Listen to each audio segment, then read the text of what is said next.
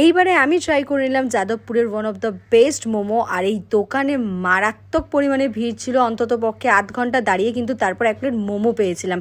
আর এই মোমোর দোকান ছাড়াও কিন্তু রয়েছে একটা ছোট্ট স্টলের সন্ধান, যেখানে অসাধারণ ড্রিঙ্কস অ্যান্ড ওয়াফেলস পাওয়া যায়। কলকাতায় থেকেও তোমরা যদি কেউ অথেন্টিক স্টাইল পাহাড়ি মোমো খেতে চাও, তাও আবার কম দামে ভালো কোয়ালিটির, তাহলে কিন্তু তোমাদের চলে যেতে হবে যাদবপুরের মোমো অ্যান্ড ডিমসামে। ওনাদের এই পরিমাণ ব্যস্ততার মাঝেও ওনারা যে আমাদেরকে ভিডিওটা শ্যুট করতে দিয়েছেন, তার জন্য ওনাদের কাছে সত্যিই থ্যাঙ্কফুল। প্রচণ্ড পরিমাণে ওনারা ব্যস্ত ছিলেন, আর প্রচুর পরিমাণে কাস্টমার্সদের ভিড় কিন্তু লেগেছিল দোকানের বাইরে। এবার তোমাদের বলি এখানকার মোমোটা অ্যাকচুয়ালি খেতে কেমন ছিল। পর্যাপ্ত পরিমাণে চিকেনের স্টাফিং কিন্তু মোমোর ভেতরে ছিল, তাছাড়া মোমোটা ভাঙতেই কিন্তু বোঝা যাচ্ছিল যে কতটা জুসি।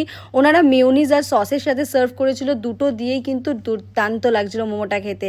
তাছাড়াও এখানকার স্যুপটাও কিন্তু বেশ ভালো লেগেছিল। মোমোটা শেষ হওয়ার পরে এই দোকানের ভিড়টা কাটিয়ে দুটো দোকান পরে হঠাৎ করে চোখে পড়লো একটা ছোট্ট স্টল। এই স্টলটায় পাওয়া যাচ্ছিল ভ্যারাইটি অফ কোল্ড কফিজ, হট কফিজ, আইস টি, ওয়াফেলস। আমি নিয়ে নিয়েছিলাম হেজেলনাট কোল্ড কফি, যেটা খেতে কিন্তু ভীষণ ভালো লাগছিল। তারপরে এখান থেকে নিয়ে নিলাম একটা চিল্ড লেমনেড, এটাও কিন্তু খেতে ভীষণ ভালো ছিল, খাট্টা মিঠা চিল্ড, এটা কিন্তু অসাম লাগছিল খেতে।